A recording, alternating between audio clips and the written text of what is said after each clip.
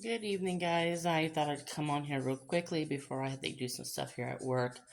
I wanted to come on here and give out a different perspective from my own experience with having an autistic child, which she's now an adult, who we still have her living with us and still, taking care of her. And I want to respond back to this comment here off of my friend Laura's page. Now, she already answered you and said no, but give you a different perspective from my experience, because like I said, each autistic mom deals with different things differently depending on their child and their needs and so forth. Each autistic child is different. They have their own unique personalities and they have their own different types of behaviors, whether they're good or bad. So you did ask her if Spencer ever has tried introducing it down the line, or is it something that you just, out of sight, out of mind, moving on to the next one on that behavior. So I know from my own experience, like I said, each autistic is different. I know that it's been a long time since my daughter's had any bad stimming or bad behaviors. In fact, she's come a long way compared to a few years ago when she ended up with the paranoid schizophrenia that actually ended up affecting her, not in a good way. And we had to get some help because she got violent with us at the time, which, like I said before in past videos, no fault of her own. But now she has learned a lot. She knows the signs of certain things. She speaks up and lets us know. I am thankful that she's not nonverbal, because if she was nonverbal and she ended up inheriting the mental illness on top of it, I think I would have a hard time figuring out how she's doing. Is she okay? What's going through her mind? So since she's verbal, she at least lets us know. Now, sometimes we can't figure it out exactly, so we always have to re-ask it again. Like sometimes she'll say, Mom, I feel weird. Okay? What do you mean by weird? I feel weird. I said, okay, can you describe what do you mean by feeling weird?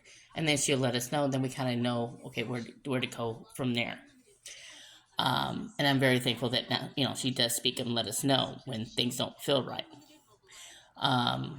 So as far as behaviors of the stimmings and stuff like that, like I said in past videos from my experience, her thing before used to be slamming the door all the time. And when she would slam it and slam it. And, when she was upset about something, especially if, she couldn't do something that we told her she's not allowed to do. She would just slam the door, slam the door, slam the door. And of course, the way I approached it is I would take her door away. And then she would actually have to earn that door. And like she said in a video, on that video response from another one, that it could take a couple days, a few hours, things like that. The situation that happened when she was younger, it took over a month.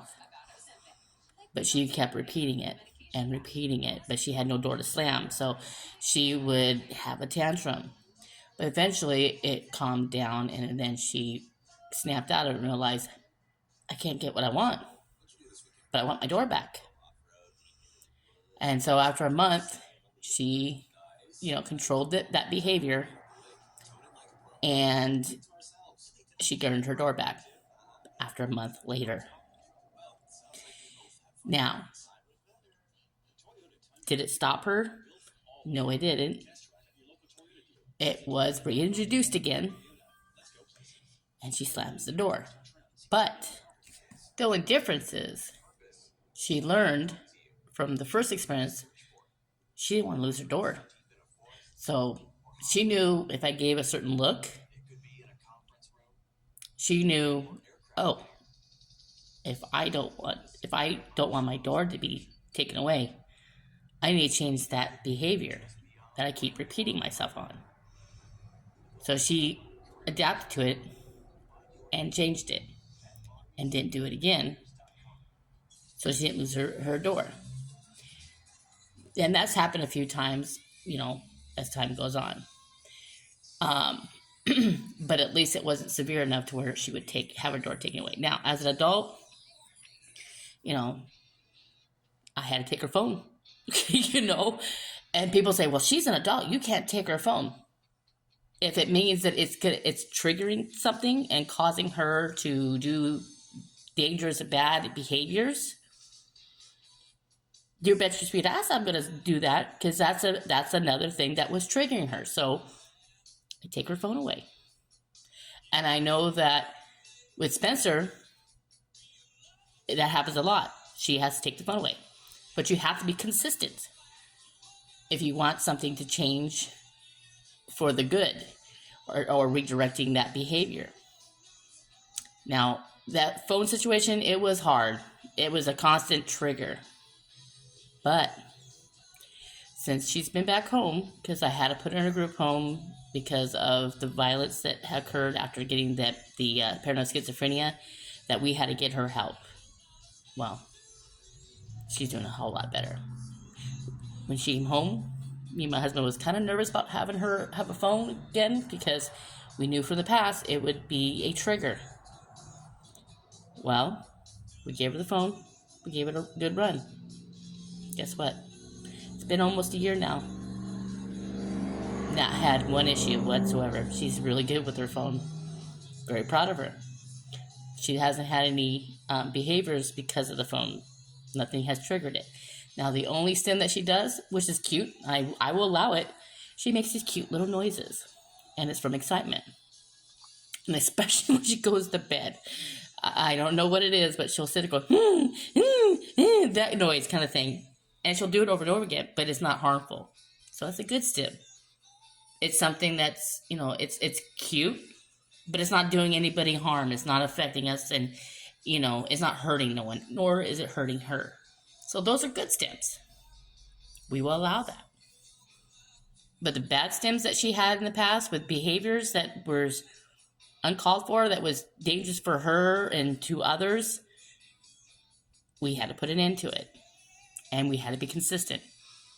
As much as she might have hated it, and how much everybody would say, you can't do that to her, especially the phone, she's an adult, she can have blah, blah, blah.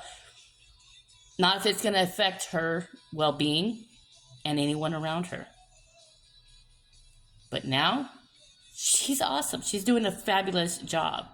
And in fact, she has her own TikTok, and she even says she wants to treat her TikTok to help others who are like her know that they're not alone, and that you have a support system.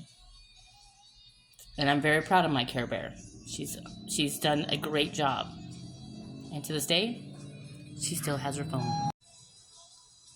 So, I'm hoping that people out there who are haters, who keeps continuing to harass Laura, and, if you really think about it, you're harassing Spencer too.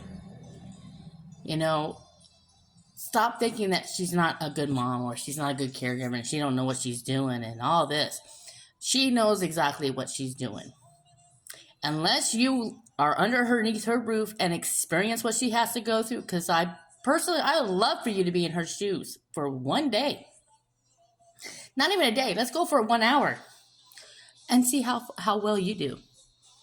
So unless you live with her or experiencing the same experience, go to somebody else's page and stop harassing her. Because a lot of us moms who have autistic children have our own experience. And I'd love for you to come on my page. Not the one that's commenting. I have nothing against you. But I love for the other ones that like to hate, come on my page. Harass me.